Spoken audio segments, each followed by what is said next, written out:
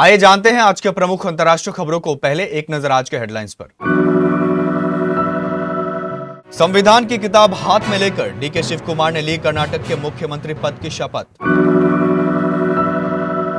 बंद था बेसमेंट का दरवाजा, कुछ तो कई माले ऊपर से कूद पड़े। टीएमसी में बगावत के बाद अब क्या होगा, जाने स्पीकर के पास क्या है विकल्प। सीबीएसई पेपर चेकिंग टेंडर विवाद, चेयरमैन और सचिव का तबादला सिर्फ खानापूर्ति। ईरान ने अमेरिकी एयरबेस को बनाया निशाना, तो जवाब में अमेरिका ने केशम द्वीप पर किया हमला। कुवैत एयरपोर्ट पर ईरानी हमले में भारतीय की मौत, 63 लोग घायल, कई की हालत गंभीर। नेतन्याहू को मैंने जमकर डांटा, खामेनेई से मिलना चाहूंगा। ईरान से बढ़ते तनाव के बीच डोनाल्ड ट्रंप का बड़ा बयान। आरबीआई ने बेच दिया देश का सोना, पीआईबी और केंद्रीय बैंक की सफाई के बीच अखिलेश यादव बोले। रणवीर सिंह और नॉन कॉपरेशन का फैसला बॉयस ने वापस लिया। एक बिहारी सब पे भारी, आईपीएल चैंपियन बनते ही वैभव सूर्यवंशी से विराट कोहली ने क्या कहा।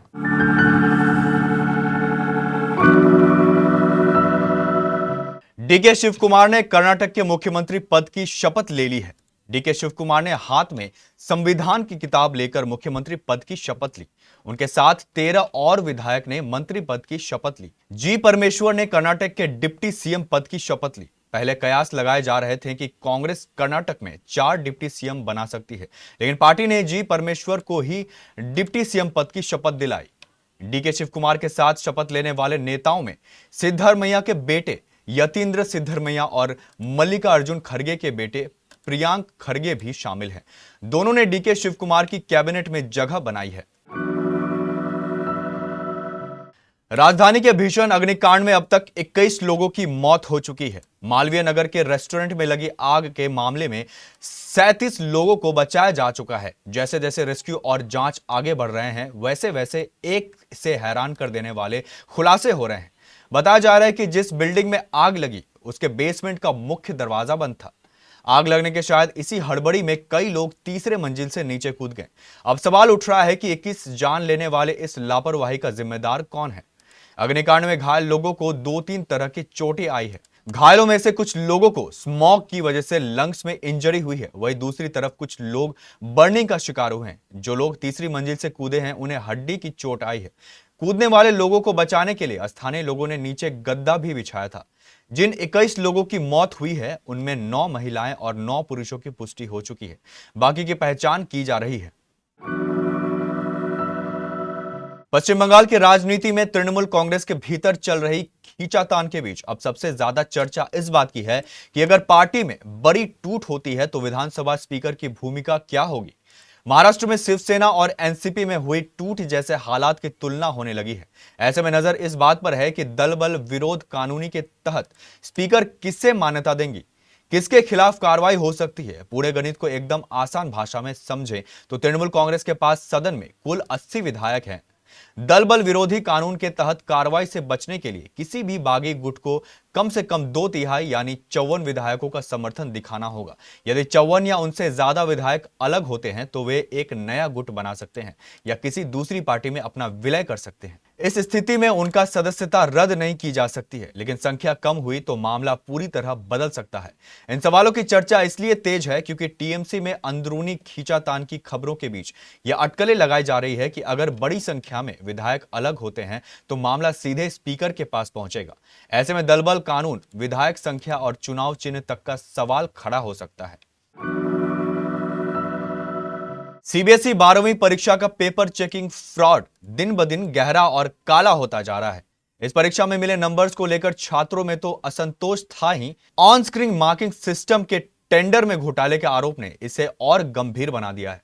विपक्ष जहां शिक्षा मंत्री धर्मेंद्र प्रधान के इस्तीफा की मांग कर रहा था, सरकार ने सीबीएसई चेयरमैन और सचिव को ट्रांसफर करके खानापूर्ति कर ली है। इससे यह विवाद थमने के बजाय और भड़कता जा रहा है। सीबीएसई के चेयरमैन राहुल सिंह को उनके पद से हटाकर कृषि और किसान कल्याण मंत्रालय में बतौर एडिशन सेक्रेटरी भेज दिया गया है। उनकी जगह पर गृह मंत्रालय में एडिशनल सेक्रेटरी रहे लखेंद्र प्रशांत सीताराम को भेज दिया गया है।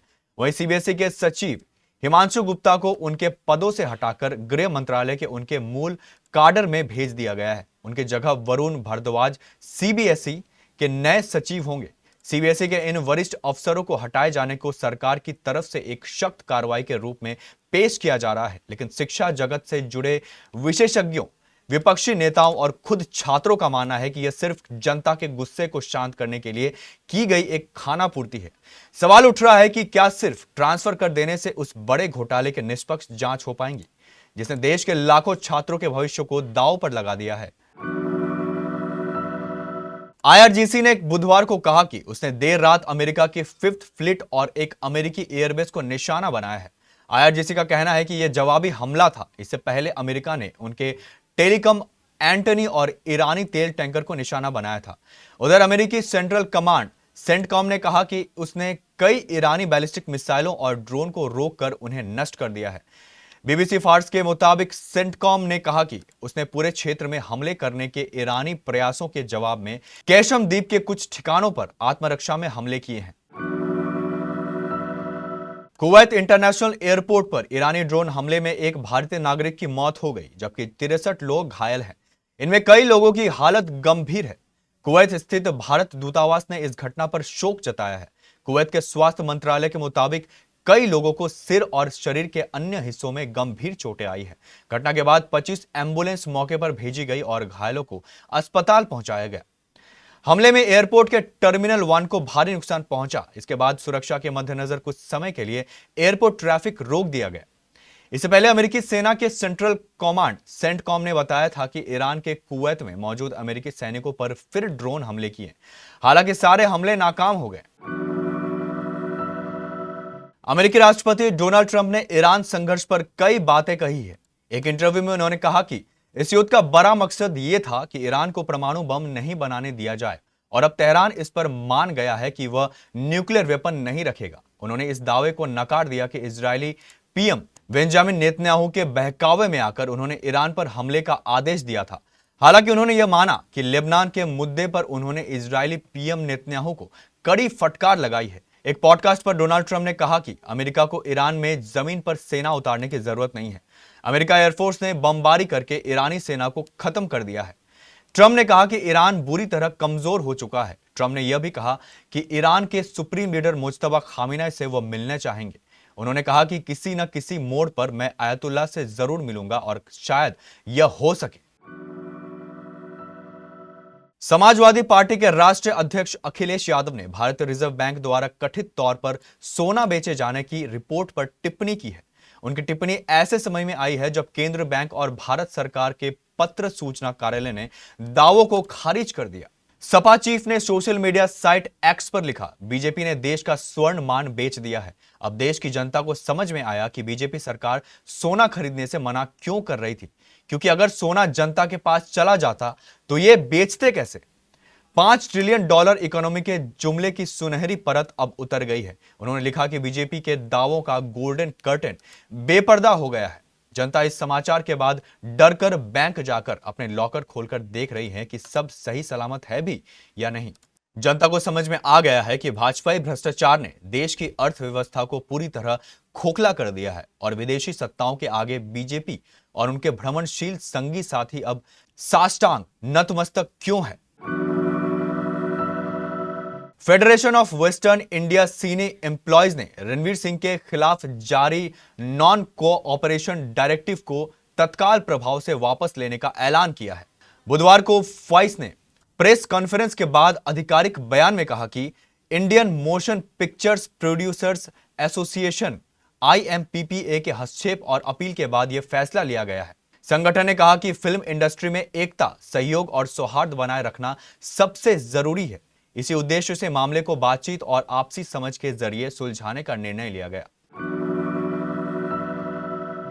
IPL 2026 का फाइनल मुकाबला सिर्फ रॉयल चैलेंजर्स बेंगलुरु की खिताबी जीत के लिए नहीं, बल्कि भारतीय क्रिकेट के वर्तमान और भविष्य के एक बेहद खूबसूरत मिलन के लिए भी याद रखा जाएगा। अहमदाबाद के मैदान पर आरसीबी को लगातार दूसरी IPL खिताब जीतने के बाद किंग विराट कोहली का एक वीडियो सोशल मीडिया पर आग की तरह वायरल हो रहा है। इस वीडियो में विराट कोहली सीजन के सबसे बड़े सुपरस्टार राजस्थान रॉयल्स के 15 साल के वंडर किड वैभव सूर्यवंशी को गले लगाते और उन्हें एक ऐसा गुरु मंत्र देते नजर आ रहे हैं जिसने करोड़ों क्रिकेट फैंस का दिल जीत लिया है।